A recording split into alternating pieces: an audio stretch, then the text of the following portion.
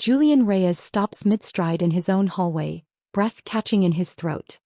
His eyes lock onto something small and gold resting against his housekeeper's collarbone, and for one dizzying second, the entire marble corridor seems to tilt beneath him. It's a rose-shaped pendant on a delicate gold chain.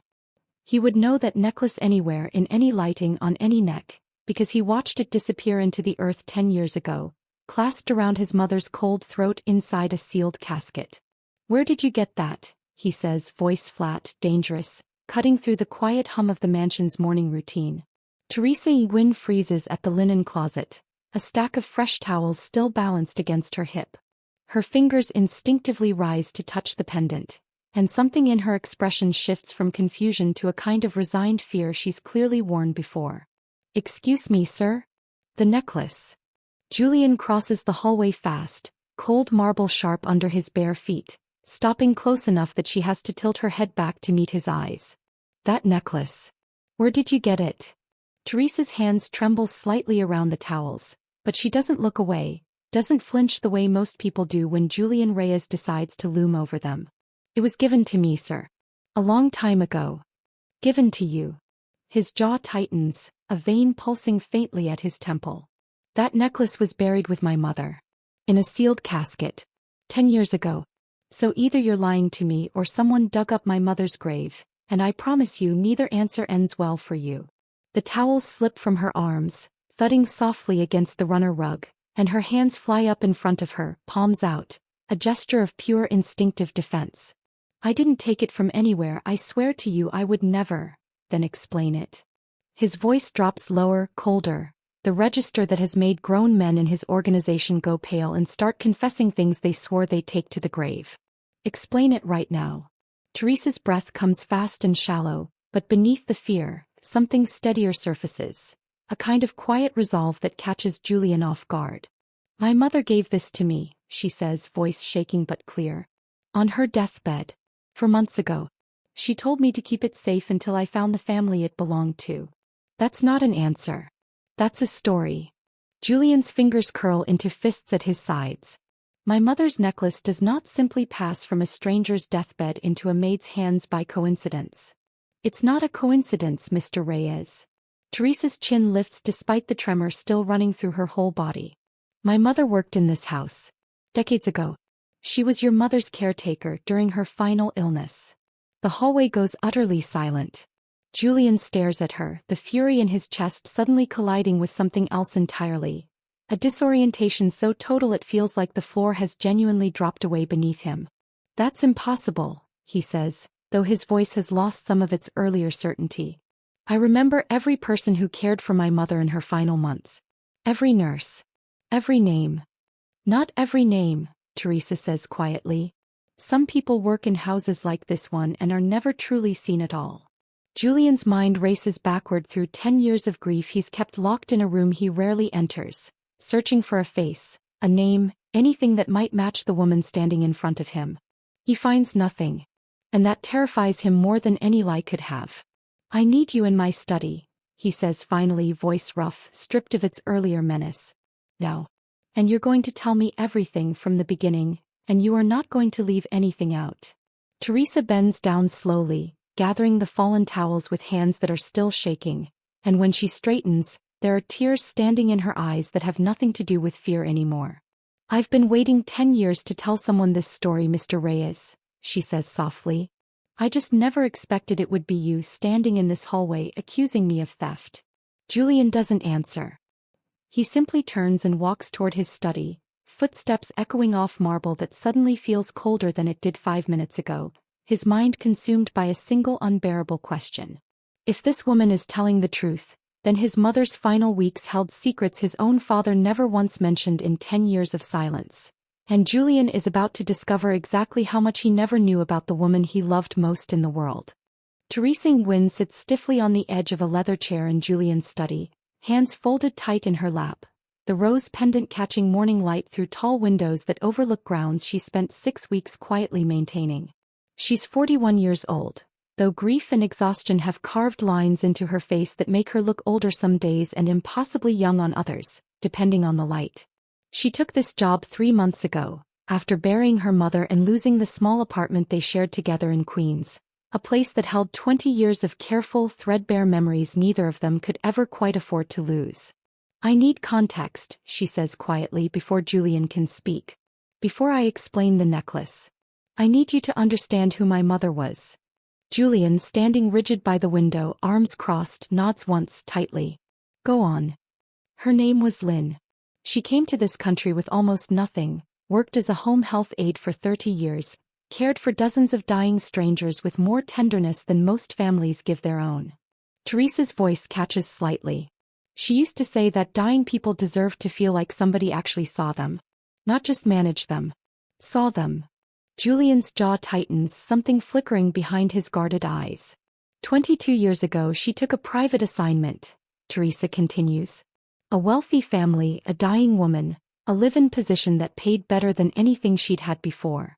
She never told me the family's name. Client confidentiality, she always said. Some habits from that world never left her. You're saying she cared for my mother, Julian says, voice tight, testing the words like they might shatter something if handled wrong. I'm saying I believe she did, Teresa corrects gently. I didn't know for certain until I walked through your gate 3 months ago for the interview. I recognized the fountain first. Then the rose garden along the east wall. My mother used to describe them so specifically, I felt like I'd already been here. Julian's breath catches, a memory surfacing unbidden. His mother, thin and fading in her final weeks, sitting in a wheelchair beside that exact rose garden, insisting on fresh air even when it exhausted her completely. She loved that garden, he says quietly, almost to himself. She used to say the roses were the only thing in this house that didn't have an agenda. Teresa's eyes fill, hearing an echo of something her own mother once repeated to her, word for word 20 years ago. That's exactly what my mother told me, she said, Teresa whispers. I thought it was just something Lynn made up. A comforting phrase for a scared little girl. The room falls quiet, both of them absorbing the strange, disorienting weight of two separate lives suddenly overlapping in ways neither expected. Why didn't you say something the moment you recognized the house? Julian asks, something sharper creeping back into his voice, old suspicion resurfacing despite himself. Why work here for 3 months without ever mentioning it? Teresa's hands tighten in her lap. Because I needed the job, Mr. Reyes. Desperately. And because I wasn't certain yet. I didn't want to walk in here making claims about a woman who died 10 years ago, based on a rose garden and a story my mother told me on her deathbed. And the necklace? Teresa's fingers rise instinctively to touch the pendant again, a gesture Julian is starting to recognize as something almost sacred to her. My mother pressed this into my hand 4 months ago, she says, voice trembling now, grief finally breaking through the careful composure she's held since the hallway. She told me it belonged to a family she once served. She told me she'd been holding on to it for over 20 years, waiting for the right moment to return it, and that moment never came before she got too sick to make the trip herself. So she asked you to finish what she started. She asked me to find whoever needed it most, Teresa corrects, voice barely above a whisper. Those were her exact words. Whoever needed it most. I didn't understand what she meant until I saw your face in that hallway 10 minutes ago. Julian stares at her, something raw and unguarded finally cracking through the cold authority he's worn like armor since he walked into this room. My mother gave a stranger her most treasured possession, he says slowly, disbelief and grief warring across his face, and never once mentioned it to anyone in this family. Maybe, Teresa says gently, she didn't consider my mother a stranger by the end. Julian turns back toward the window, jaw tight, throat working against emotion he hasn't allowed himself to feel in years. Because if this story is true, it means his mother's final weeks held a private, tender relationship his own father somehow never mentioned across an entire decade of grief-soaked silence. And that raises a question Julian isn't ready to say out loud yet. What else did his father choose to bury alongside his mother? And why has he spent 10 years pretending there was nothing left to bury at all? Julian doesn't sleep that night. He sits alone in his mother's old sitting room, a space he's kept locked and untouched for a decade, dust thick on furniture nobody has used since she died. He finds her old photo albums first, flipping past images of birthdays and holidays, searching for any trace of a woman named Lynn among the dozens of hired staff who passed through this house over the years. He finds nothing. No photographs. No mention in any journal entry. It's as if she never existed here at all, which only deepens the unease sitting heavy in his chest. Then, buried in a drawer beneath old correspondence, he finds something that stops his breath entirely. A small leather journal, his mother's handwriting looping across every page, dated during the exact months of her final illness. He hasn't read this journal in 10 years. He remembers finding it after her funeral and being too devastated to open it, sealing it away instead, unable to face more grief than he was already drowning in. His hands shake slightly as he opens to the final entries, 6 weeks before her death, and finds a name written there that makes his stomach drop entirely. Lynn came again today. She held my hand through the worst of it and never once looked at me like I was already gone. I don't know what I'd do without her these last weeks. Julian's breath catches sharp in his throat. His mother knew this woman. Trusted her. Depended on her in ways she apparently never shared with anyone else in this family. He flips further, finding entry after entry, small fragments of a friendship his father somehow never once mentioned across 10 years of careful, curated grief. Lynn brought me tea today, the kind my own mother used to make when I was a girl. I don't know how she knew. I didn't tell her. She just seemed to understand exactly what I needed before I could ask for it. Another entry, dated just 2 weeks before his mother's death, makes Julian's hands tremble as he reads it. I gave Lynn my rose necklace today. Robert would be furious if he knew. It's meant to stay in the family. He always says, everything is meant to stay in the family. But Lynn has given me more genuine comfort in 6 months than this family has managed in years. I told her to keep it safe, to give it to whoever needs it most one day. I trust her completely. Julian sits back hard against the chair, the journal trembling slightly in his hands, his mind reeling through a decade of assumed certainty now cracking wide open. His father knew about this. His father had to have known. And yet Julian has spent 10 years never once hearing this woman's name mentioned. Not at the funeral, not in the years since, not in any conversation about his mother's final months. He calls his father's old estate manager the next morning, a man named Harold who's been retired for 6 years but still answers Julian's calls out of decades-old loyalty. Lynn, Harold repeats slowly, testing the name like he's dusting off a memory buried deep. Yes, I remember her. Quiet woman. Private hire. Brought in during your mother's final months when your father decided the hospital staff weren't attentive enough. Why don't I remember her? Julian's voice comes out sharper than he intends. Your father kept her separate from the household staff, as I recall. Said your mother wanted privacy during her illness. We were instructed not to discuss her presence with anyone, including you. Julian's jaw tightens, old grief curdling slowly into something closer to anger. Why would he do that? Harold hesitates, a pause heavy with things he's clearly debating whether to say. Your father wasn't always comfortable, Julian, with how close your mother grew to the people who cared for her in those final months. He preferred to remember her surrounded by family. Not strangers. Even if those strangers gave her more comfort than anyone in this family managed to? Harold's silence answers the question clearly enough. Julian hangs up the phone, standing alone in his mother's dusty sitting room, the journal still open in his hands, and feels something shift permanently inside his understanding of his own family. His father erased Lynn Nguyen from the family's memory entirely, not out of malice necessarily, but out of some misguided need to control the narrative of his wife's death, to keep the story simple, contained, free of complications he wasn't prepared to face. And in doing so he erased the one relationship that apparently gave Julian's mother genuine peace during the hardest weeks of her life. Julian thinks of Teresa downstairs right now, likely still shaken from yesterday's confrontation, carrying a decade of her own mother's careful, quiet secret-keeping. He thinks of the necklace resting against her collarbone, a gift given in a private moment of gratitude his father tried to erase completely. And he realizes, with a fresh wave of shame settling heavy in his chest, that his first instinct upon seeing that necklace wasn't curiosity or wonder. It was suspicious. Accusation. The immediate, ugly assumption that an innocent woman must have stolen something rather than earned it through genuine kindness. He sets the journal down carefully, decision already forming, and heads for the stairs. Because if his father spent 10 years hiding the truth about his mother's final weeks, Julian is done letting that silence continue for even one more day, and he has no idea yet just how much more painful the full truth is about to become. Teresa Nguyen grew up believing her mother's job was simply cleaning other people's houses, a quiet, unglamorous truth she accepted without much question through most of her childhood.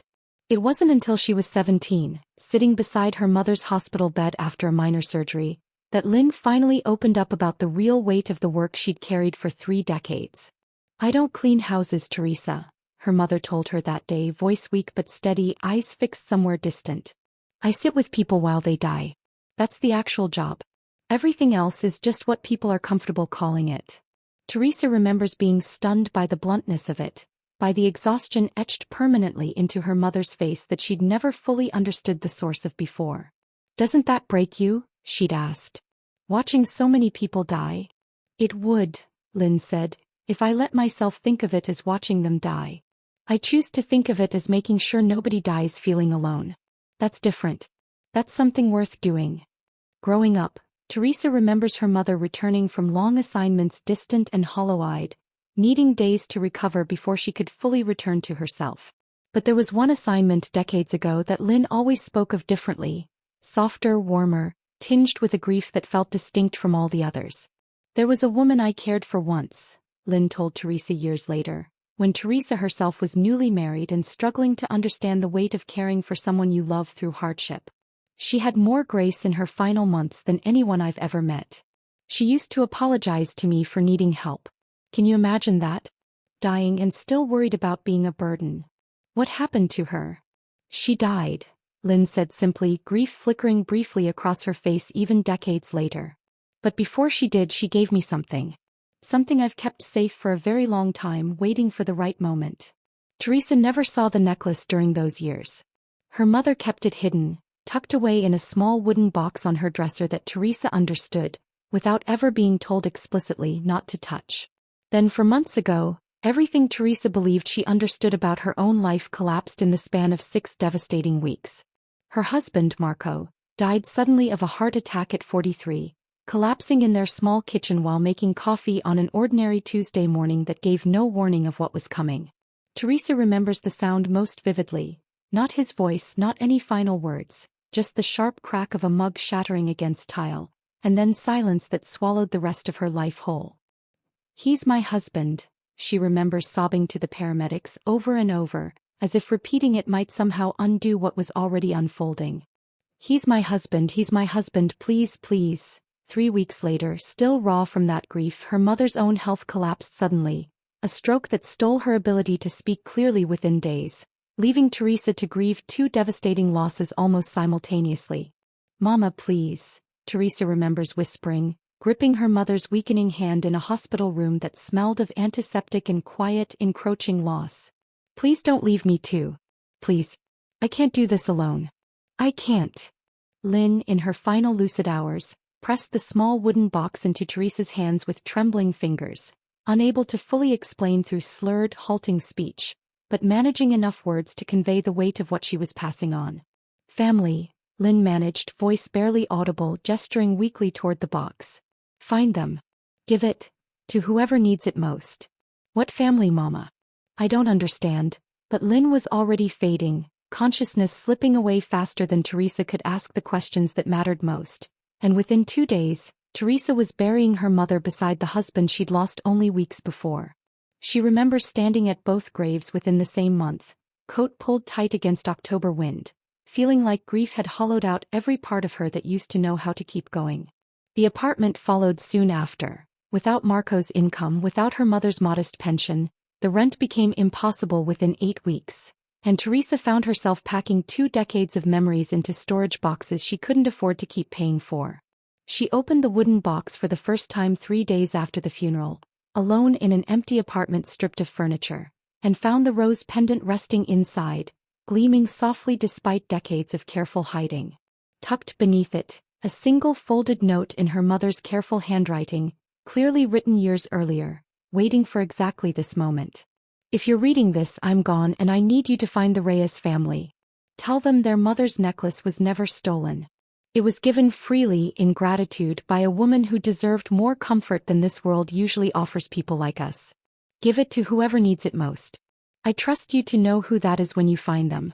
Teresa remembers sitting on the bare floor of her empty apartment, sobbing until her whole body ached, gripping a necklace that suddenly felt like the only tangible thread connecting her to both the mother and husband she'd lost within the same devastating season. She took the housekeeping position at the Reyes estate 3 weeks later, desperate for income, never expecting the address on the job posting to match the exact house her mother had described in fragments over decades of careful, private storytelling. She recognized the rose garden the moment she walked through the gate for her interview, and felt something settle into place that she still doesn't fully have words for even now. Sitting across from Julian Reyes in his study, watching him absorb the full weight of this story, Teresa finally understands what her mother meant by finding whoever needs it most. Because sitting in front of her is a man carrying 10 years of unresolved grief about his mother's final months, grief his own father deliberately buried, grief that's clearly been eating away at him in ways he's never let anyone see. "I think," Teresa says quietly, finally breaking the heavy silence that settled over the study, "my mother knew exactly what she was doing when she told me to find whoever needed this most. I just didn't understand until right now how much that person needed more than just a necklace back." Julian's throat works hard against emotion. He's spent a decade refusing to feel in front of anyone, and for the first time since this entire ordeal began, he doesn't try to hide it. The call comes 3 days later, disrupting what should have been a quiet morning, Teresa's voice tight with confusion when Julian picks up his phone. "Mr. Reyes, there's a man here. Says he's your father's old attorney. He's asking for me specifically, and something about the way he's asking feels wrong." Julian's stomach drops immediately, already moving toward his car before Teresa finishes the sentence. "Don't let him inside. I'm coming right now." He arrives at the estate's staff entrance 12 minutes later to find a thin man in an expensive gray suit standing uncomfortably close to Teresa, a leather folder clutched against his chest like a weapon. "Mr. Reyes." The man's smile is smooth, practiced, immediately setting Julian's teeth on edge. "Preston Kellerman. I represented your father's estate for many years. I understand there's been some confusion about a piece of jewelry." "There's no confusion," Julian says flatly, stepping between Preston and Teresa without fully deciding to. "The necklace belongs to her. My mother gave it to her mother as a gift." "That's an interesting story," Preston says, voice smooth but carrying an edge that makes Julian's fists tighten instinctively. "Unfortunately, your father left specific instructions regarding certain family heirlooms. That necklace was inventoried as estate property. Its removal from the family, regardless of the circumstances, technically constitutes theft." Teresa's breath catches sharp behind Julian, and he can feel her whole body go rigid with fear at the word theft spoken so casually, so clinically. "My mother gave that necklace away while she was alive," Julian says, voice hardening dangerously. "It was never estate property to begin with." "According to whom?" Preston opens his leather folder, producing a document with practiced efficiency. "According to this inventory signed by your father 11 years ago, every piece of jewelry belonging to your mother without exception was designated as family property to be retained. If it left this house without proper authorization, that's a legal matter, Mr. Reyes, not a sentimental one." Julian's jaw clenches hard, a vein pulsing sharp at his temple. "Who sent you here?" Preston's composed smile flickers, just slightly, just enough for Julian to catch the hesitation underneath it. "I represent the estate's interests," Preston says carefully. "That's all you need to know." "That's not an answer." Julian steps closer, voice dropping into the register that has made far more dangerous men than this attorney take an involuntary step backward. "Who sent you?" Preston's composure finally cracks under the weight of Julian's stare, sweat beading faintly along his hairline despite the cool morning air. "Your uncle," he admits finally, voice tight. "Marcus Reyes. He's been managing certain estate matters since your father's passing. He instructed me to recover the item quietly before it became a public embarrassment." Julian's blood runs cold, understanding crystallizing fast and ugly. His uncle Marcus has spent years quietly maneuvering for control of family assets, always couched in careful language about legacy and protection, always positioning himself as the responsible steward of a fortune Julian's father built. "There's no embarrassment here," Julian says, voice dangerously quiet now. "Unless you count my uncle trying to strip a grieving widow of the one thing her dying mother trusted her to protect." "Mr. Reyes, I understand this feels personal, but legally, Get off this property. Julian cuts in, voice absolute, brooking no further argument. Tell my uncle if he wants to discuss family legacy he can discuss it with me directly. Not through intimidation. Not through a lawyer sent to threaten a member of my household staff.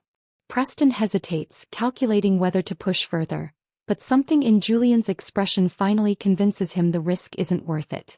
This isn't finished, Mr. Reyes, he says, retreating toward a black sedan idling at the curb. Marcus won't let this go quietly. The moment the car pulls away, Teresa's composure finally cracks completely, hands trembling violently as the adrenaline drains out of her all at once. He can do that? Her voice shakes, fear raw and unfiltered now that the danger has actually passed.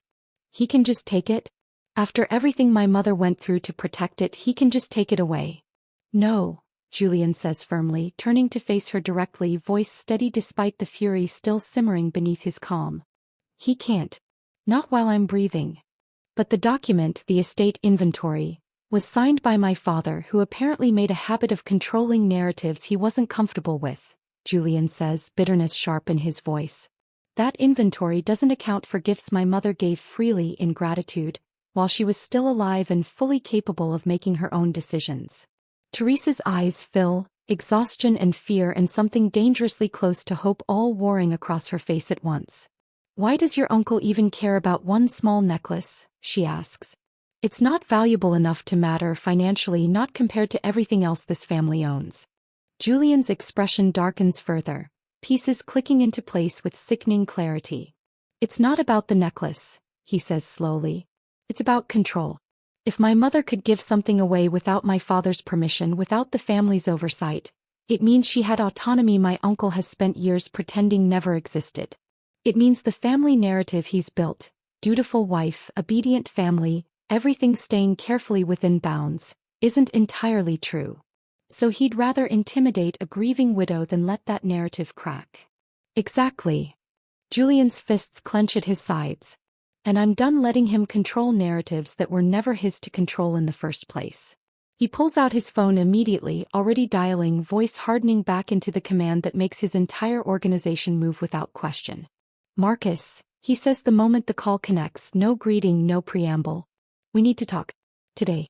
About my mother's final months, about a necklace you apparently think you have some claim to, and about exactly how much you've been hiding from me for the last 10 years. He hangs up before his uncle can respond, turning back to Teresa, jaw set with fresh resolve. I need you to trust me, he says. This is about to get more complicated before it gets better. But I promise you nobody is taking that necklace from you. Not while I have breath in my body to stop it. Teresa's hand rises instinctively to touch the pendant, protective, fierce despite her exhaustion. My mother waited 20 years to make this right, she whispers. I'm not letting anyone undo that now. Julian nods once, already moving toward his car, mind racing through everything he's about to confront. A decade of buried secrets, a manipulative uncle willing to threaten an innocent woman, and a truth about his mother's final months that's about to get far more complicated than he ever expected. Marcus Reyes's office occupies the top floor of a building his brother built decades ago. All dark wood and expensive silence, designed to remind visitors exactly whose legacy they're standing inside. He looks up from his desk with practiced calm when Julian storms in, security parting around him without resistance, though Marcus's composed expression betrays the faintest flicker of unease. Julian. This is unexpected. His smile is smooth, careful. I take it Preston delivered my message.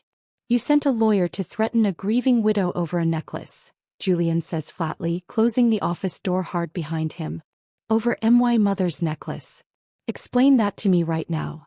That necklace is family property, Marcus says, leaning back in his chair with practiced ease.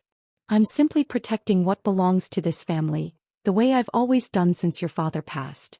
You're protecting a lie, Julian says, voice hardening. I read her journal, Marcus. I know she gave that necklace away willingly, in gratitude, to a woman who cared for her more tenderly than anyone in this family managed during her final months. Marcus's composure flickers, just slightly, jaw tightening at the mention of the journal. Your mother wasn't always thinking clearly toward the end, Marcus says carefully. Illness affects judgment, Julian. Your father recognized that. That's why he maintained careful oversight of her decisions during that period. She was dying, Marcus. Not incompetent. Julian's fists clench hard at his sides. And even if she wasn't thinking with perfect clarity, that doesn't give you the right to terrorize an innocent woman a decade later over a piece of jewelry that was never yours to reclaim. It's not about the jewelry, Marcus snaps, composure finally cracking under pressure. It's about precedent. If people believe your mother could simply give away family property on a whim, based on some sentimental attachment to hired help, what does that say about the boundaries this family is supposed to maintain? Julian stares at him, disgust curdling fast in his chest. You'd rather protect a boundary than honor the last genuine comfort my mother found before she died. Your father felt the same way, Marcus says, voice hardening. That's why he never told you about the caretaker.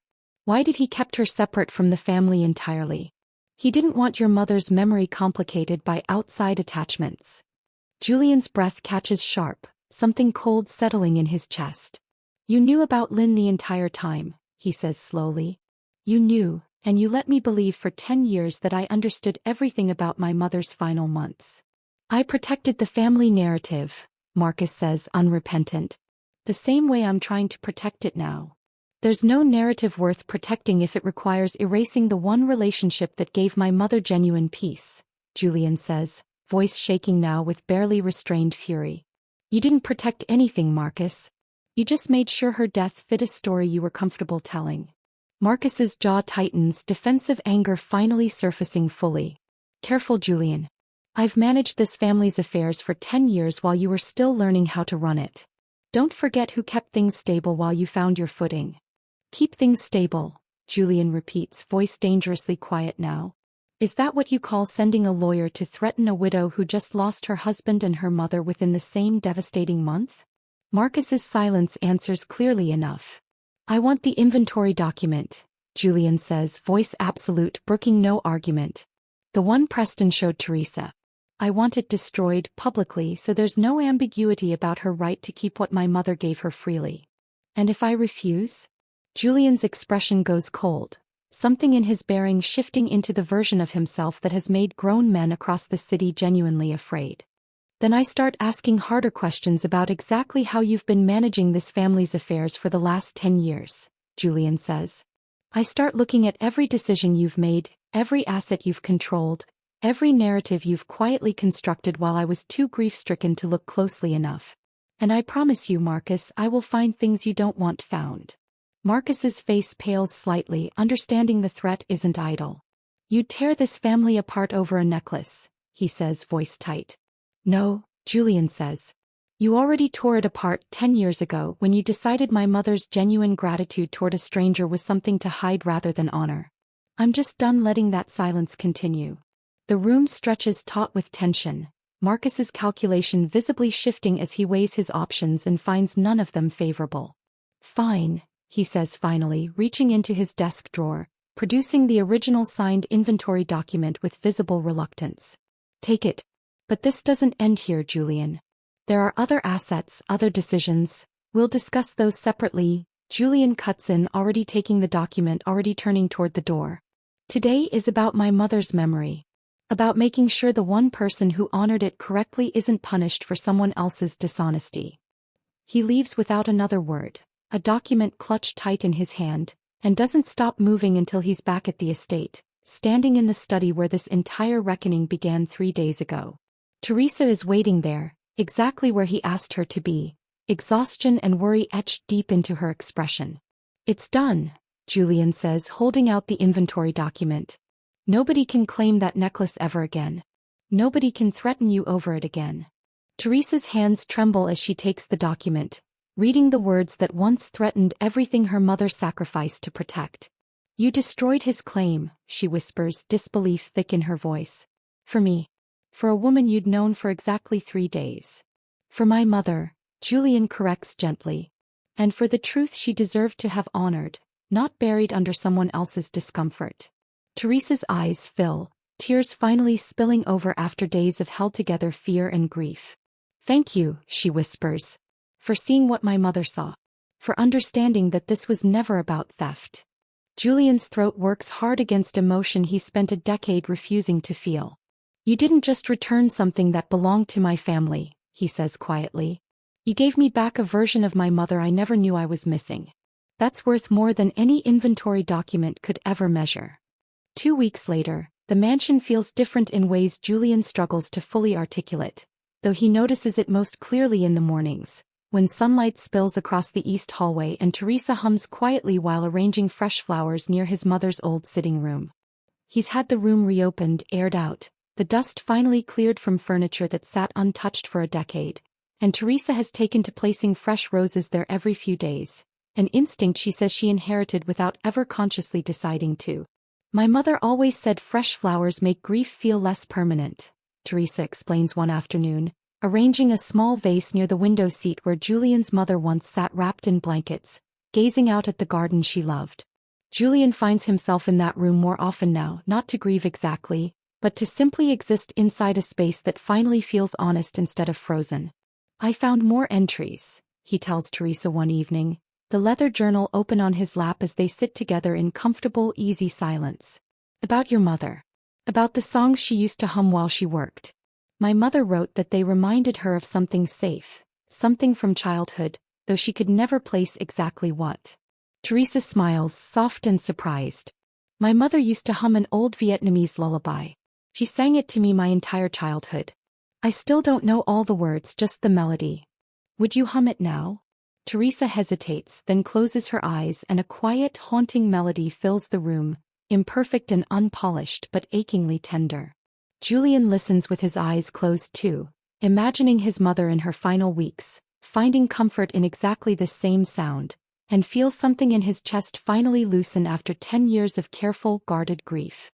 Thank you, he says quietly when the melody fades. For giving me that. I don't think I realized how much I needed to hear something that actually brought her comfort, instead of just remembering the sadness. Teresa's eyes glisten, understanding completely without needing further explanation. The household staff notice the shift too, the way Julian lingers in conversation with Teresa now instead of walking past with the same guarded distance he's maintained with everyone since his mother's death. She's good for him, the head groundskeeper mutters to the cook one morning, watching through the kitchen window as Julian helps Teresa carry supplies toward the rose garden, an errand that clearly needs no assistance but that neither of them seems eager to rush through. Teresa has stopped wearing her housekeeping uniform on weekends now, an unspoken shift Julian encouraged gently, insisting she join him for meals instead of eating separately in the staff kitchen. This still feels strange, she admits one evening, sitting across from him at a table that once felt impossibly formal, now softened by weeks of easy, unhurried conversation. 3 months ago I was terrified you'd have me arrested for theft. Now I'm having dinner in your family dining room. Get used to it, Julian says, a faint smile tugging at his usually guarded expression. You're not staff anymore, Teresa. Not after everything your family gave mine. What am I, then? Julian considers the question seriously, something tender working behind his careful composure. Someone bound to this family's memory, he says finally. Someone who understood my mother more deeply in 6 months than most people managed in a lifetime. That's not something I'm willing to let walk away. Teresa's breath catches, cheeks warming despite the careful neutrality she's tried to maintain around the growing tenderness between them. My mother always said the right people find their way to each other eventually, she says softly. I used to think that was just something she told me to make loss feel less permanent. And now I think maybe she was onto something, Teresa admits, glancing up at him with something warmer than gratitude in her expression. Outside, through the tall windows, the rose garden catches the last light of evening, the same roses his mother once called the only thing in this house without an agenda. Julian reaches across the table, hand finding hers, tentative but certain, and for the first time in a decade, the mansion feels less like a monument to grief and more like something quietly, cautiously becoming a home again. 6 months later, the rose garden is in full bloom, and Julian stands at its edge on a warm spring morning, watching Teresa kneel among the flowers, gently pruning stems the way she learned from a groundskeeper who's grown fond of her steady, careful hands. The necklace still rests against her collarbone, though these days it's joined by a second, smaller pendant Julian gave her last month, a tiny rose carved from the same gold, meant to represent something entirely her own rather than something inherited. Your mother would be proud of this garden, Julian says, settling onto the bench beside her. Your mother started it, Teresa says gently. I'm just keeping her promise alive. The mansion has changed in ways neither of them fully anticipated. Julian's mother's sitting room stays open now, permanently filled with fresh flowers and soft afternoon light, a space of remembrance instead of avoidance. Marcus Reyes stepped back from managing family affairs entirely, quietly, without public confrontation, after Julian made clear exactly how much scrutiny he was prepared to apply to a decade of carefully constructed narratives. Teresa finished a certificate program in estate management last month, funded quietly by Julian, though she insists on continuing to tend the rose garden herself regardless of her new responsibilities within the household. I could hire someone for that, Julian points out, watching her carefully deadhead a spent bloom. I know, Teresa says. But my mother spent her whole life caring for things other people overlooked. I think I finally understand why that mattered so much to her. Julian's own understanding of his mother has deepened immeasurably these past months, the journal entries providing fragments of a woman far more complex, far more tender, than the carefully curated memory his father maintained for a decade. He's begun sharing those entries publicly within the family now, insisting Marcus's children and cousins understand the full truth of who their grandmother really was, rather than the sanitized version that erased her genuine relationships entirely. She'd have loved you, Julian tells Teresa often, watching her move through spaces his mother once occupied with the same quiet, unhurried grace. Not because of the necklace. Because of exactly who you are. Tonight, on the same bench where trust first quietly took root between them, Julian reaches into his jacket pocket, hands steadier than he expected given the weight of what he's about to ask. I have something for you, he says. Inside a small box, not jewelry this time but a set of keys, and beneath them a folded deed. The cottage near the east gate, he explains. It's yours now. Permanently. Not as staff housing. As your own home regardless of whatever happens between us. Teresa's hands pressed to her mouth, eyes brimming immediately. Julian, you don't have to. I know, he says softly. I want to. She looks up at him, something profound and searching in her expression. 6 months ago I thought you were going to have me arrested. Now you're handing me a home. 6 months ago, Julian says, I didn't understand what my mother spent her final weeks trying to teach this family. You taught me instead. I don't want to just honor that lesson anymore, Teresa. I want to build something out of it. With you. Teresa's breath catches, tears spilling freely now, and when Julian takes her hand steadier than he's ever been in a decade of guarded distance, she doesn't pull away. That's the thing about grace, isn't it? It rarely announces itself loudly. It moves quietly through small kindnesses nobody thinks to record. A stranger's hand held through illness, a necklace pressed into trembling fingers, a promise kept 20 years later by a daughter who never fully understood its weight until the moment it mattered most. Julian spent 10 years believing his mother's story ended the day she died, sealed away in a casket alongside whatever comfort she found in her final months. He learned this year that some stories don't end. They simply wait quietly for the right person to finally ask the right question. So here's the question worth sitting with tonight. How many small, quiet kindnesses have shaped your own life without you ever fully realizing their weight until years later? And if you were given the chance to finally return one of those kindnesses, to whoever needed it most, the way Teresa's mother asked her to, would you recognize the moment when it finally arrived? Tell me in the comments. Has a small act of someone else's grace ever quietly changed the course of your own life?